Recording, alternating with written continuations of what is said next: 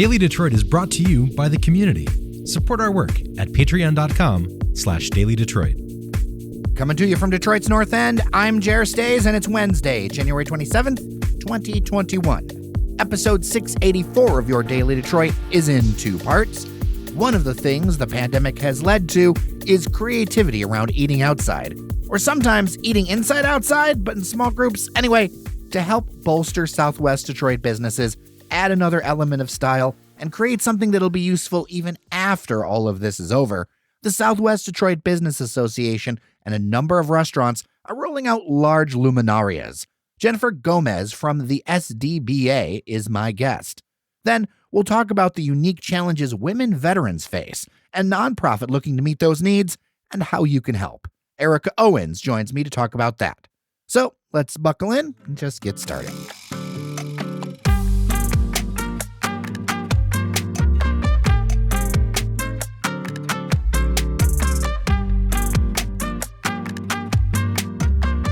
Joining me on the line is Jennifer Gomez. She is the interim president and CEO of the Southwest Detroit Business Association.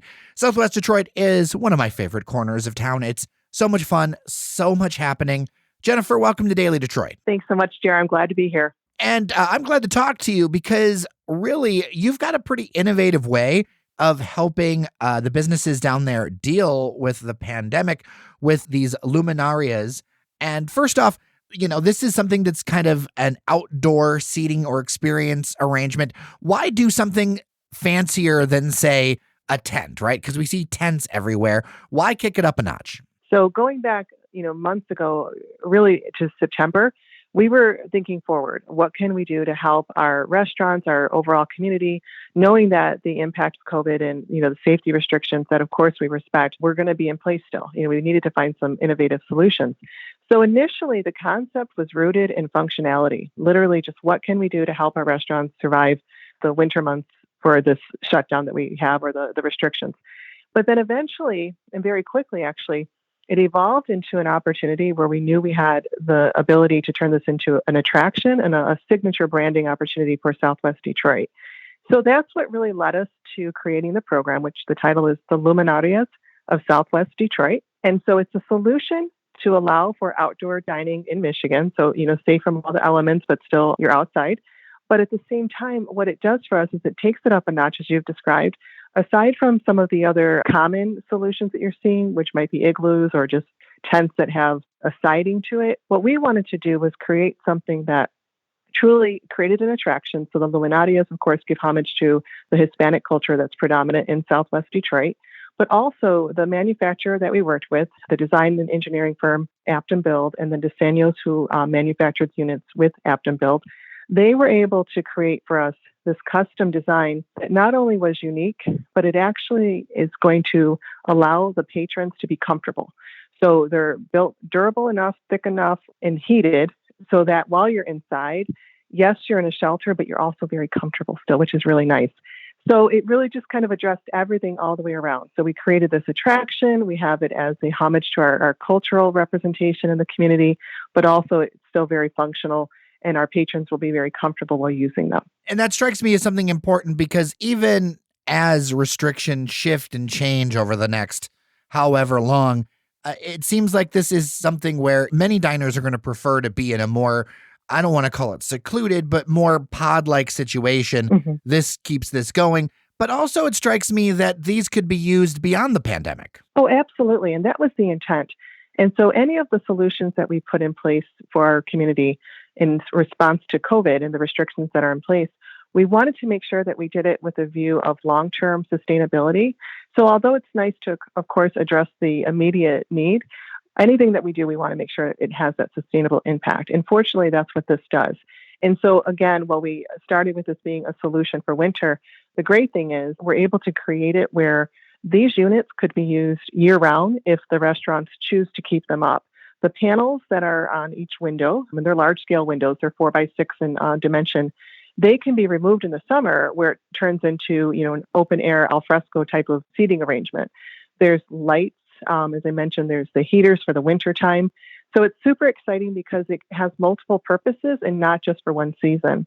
And we certainly do want to, of course, thank our funding sponsor, Hudson Weber. Without their donation, this program would not have been able to get off the ground. So we're so grateful for their contribution in making this possible. A lot of these businesses in Southwest Detroit, they're family businesses. They've been there for years, but it's not like a lot of these places are flushing cash. So how important was that extra kick? What are restaurants going to have to kick in to do it? And who has these or who's in line to have them? So the program itself, because again, we were going a few levels above, kind of your standard, more basic solution, certainly required an investment. So as mentioned, Hudson Weber was able to give us the infusion needed to get it going. But we did, of course, require that the restaurants that participate also have at least a minimal investment because they eventually will have ownership of each of the units. And of course, it makes it fair, so that if somebody does want to apply to participate, they also had to contribute some type of financial portion. So the value of the units themselves are retailing for about $5,500. Wow. Yeah, but they're very sustainable, as mentioned. So these, when taken care of appropriately, will last for the next decade at least. So definitely a worthwhile. Oh, for sure. And my wow wasn't that, was a crazy for what it is, because talking to some restaurant owners and things over the last few months, people don't realize these outdoor structures, these tents, all this stuff costs money. Oh, right. Absolutely. Yes. So, and we were really fortunate with this arrangement. When I mention our partners, I mean this so sincerely. We would not have been able to do this program without all of the different representation. And the way I've described it to anybody I've chatted with about the program is that there's 4 main partners that made this come to life. So, of course, the initial concept and design and inspiration came from the SDBA, and we're very proud of that. But with Hudson Weber's involvement, we were able to fund it. With Build's involvement, who donated all of the engineering and architecture work valued at over $20,000, we were able to actually bring it to life. So they gave us all of the, the technical components that we couldn't have done on our own. And then with DeSanios, who was willing to come in and meet an expedited timeline for manufacturing, they brought it to life as well. So truly, without one of those quadrants, it wouldn't have worked, right? So we're super proud for that. So then what happened is, with the retail value of $5,500, Build, in addition to donating their engineering and architectural services pro bono, they also reduced the price for us so that our actual investment that we paid out of pocket was reasonable and within budget. And then with that combined with what the restaurants are putting in per unit, it made it all come to life. So certainly an elevated experience, and we're hoping that that's going to be a valuable contribution for the community overall. And as mentioned, we look forward to being something that's here for, many, many years to come. And it makes a lot of sense as an investment, because I see so many of these igloos and tents, and I kind of worry that after this season, they're going to have to be thrown in the trash because they're so flimsy, and these look really amazing. There's an actual experience element to them. It's connected to the cultural history. That's all important, because as I've been covering the restaurant business over the last, year or so, what I've learned is that the experience is where things are at. To get people to spend that money to go out, regardless if it's a pandemic or not, people are going to want to have an experience, something that they can't get at home. That's exactly right. And you're 100% right, too, in touching on the durability. So one of the things we had done before we started as well, we were researching, the options. And we had also looked at igloos initially because that was kind of the go-to solution that you were seeing throughout the country, really, in a variety of communities. And we had seen what you just described. We were seeing that the experience inside was less comfortable because it wasn't necessarily protecting from winds and, in very low temperatures, but also they were kind of collapsing and not as durable as you would want them to be.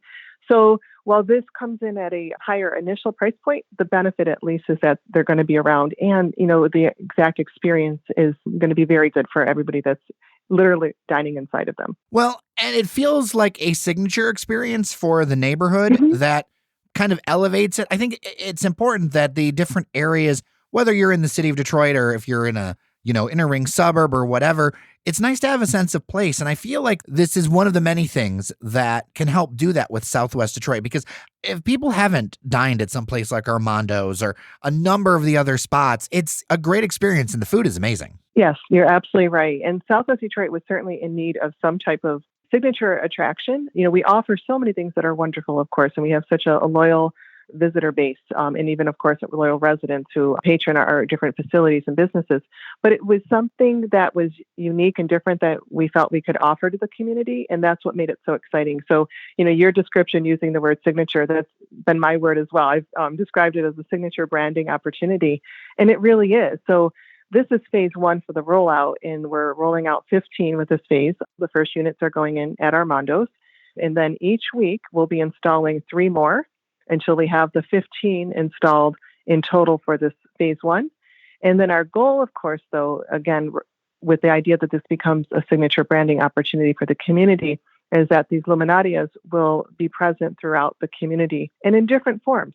So we'll have, of course, the dining experience with the Luminarias, but my vision is also eventually wherever you go, there's some form in different size of a Luminaria that represents the signature experience for our visitors. Jennifer Gomez, Interim President and CEO of the Southwest Detroit Business Association.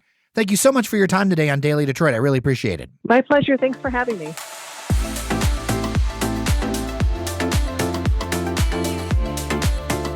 Here on Daily Detroit, we are always looking for ways to help the community. It's just so important in these times.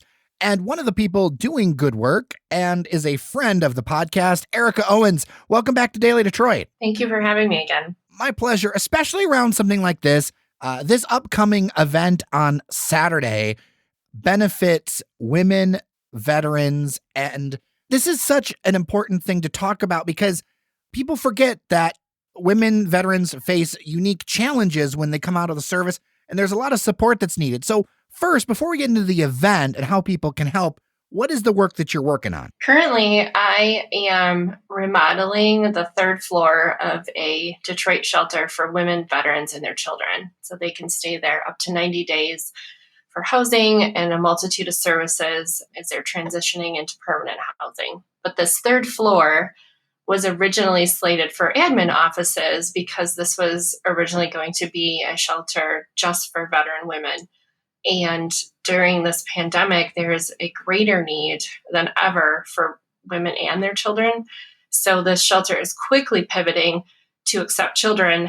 And she did an outreach to say, hey, I'd love to do this, but just quickly, does anyone have any gently used toys and gently used clothes? Like I could get a mom and kids in here really soon. So I met the owner of the shelter about a month ago, and I was there and she was talking about this 3rd floor, and she's like, gosh, it'd just be a better use of space to make this a inviting spot for relaxation, for play, or if there are kids that were older in here and needed to use virtual learning resources. And I was like, oh my gosh, this is an amazing idea. And it's a huge amount of space. It's an old Detroit house, 3-story that just has a massive upstairs. And I said, let me take this over and fundraise for it. And that's what I'm doing.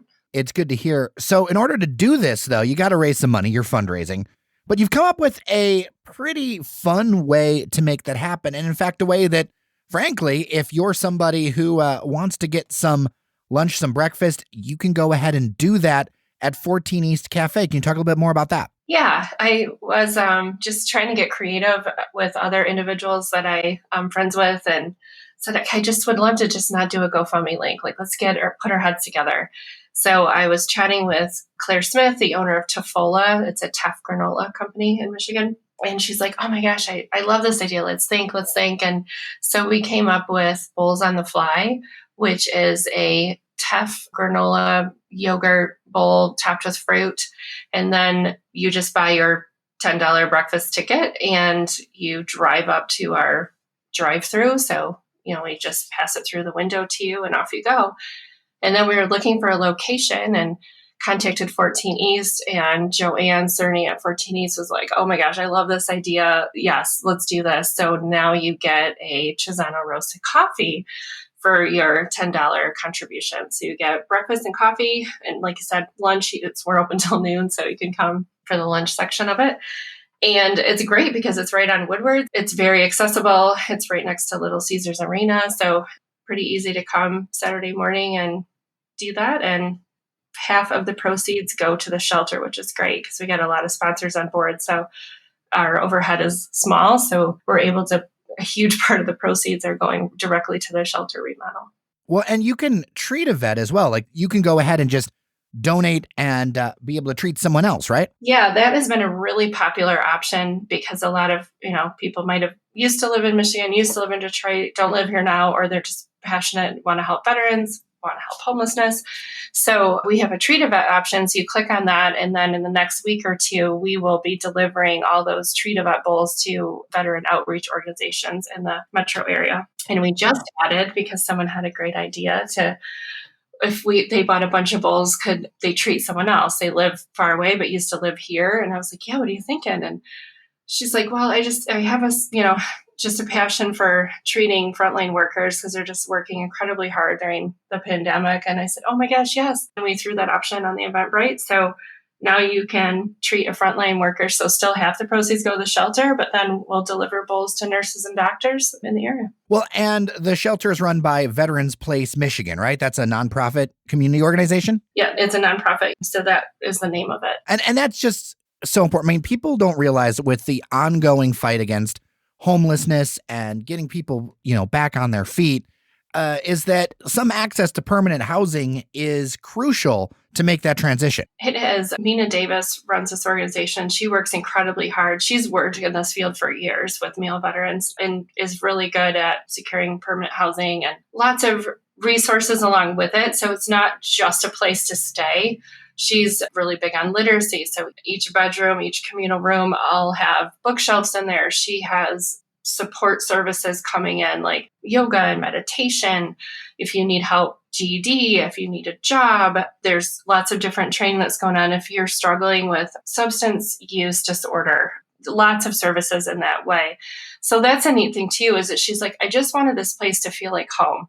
Like when you walk in, you just relax, the weight's off your shoulders a bit. And like, we're here to take care of you and we're here to help you in the next phase of your life and help your children and, take care of you, which is nice. Well, I'm going to encourage listeners to check this one out. I know that I will be going myself on Saturday, January 30th from 8 a.m. to 12 noon. Get yourself some granola, get yourself some coffee. It's a great way to support folks. And also, I will remind folks, and I will put a link in the show notes to the Eventbrite. Like, if you don't feel like having to wait for an order and all that other stuff is long, you're going to want to do a pre-order. You can go ahead and do that on the Eventbrite site, where you can go ahead and make sure this is reserved just for you and get your tickets. Also, I understand you're doing the drive up, right? So that's A-okay, right? Yeah, thank you for bringing that up. So you do have the option, we'll take cash and credit, of course, the day of, but you do have the option to prepay now, order them for your family, your neighbors, whatever, send one person in the hood to pick them up. So you'll just treat the ticket that you'll do is pick up. Yeah, a great way to kick off a socially distanced Saturday in the city, if you ask me. It is. Right afterwards, you can just head right up the street to Eastern Market. I mean, you're centrally located, go down to Campus Martius, all that. Like, it's a great spot. Well, Erica Owens, thank you so much for your time. I will put a link to the Eventbrite and Frugal on the Fly in the show notes. Thank you so much. Thank you.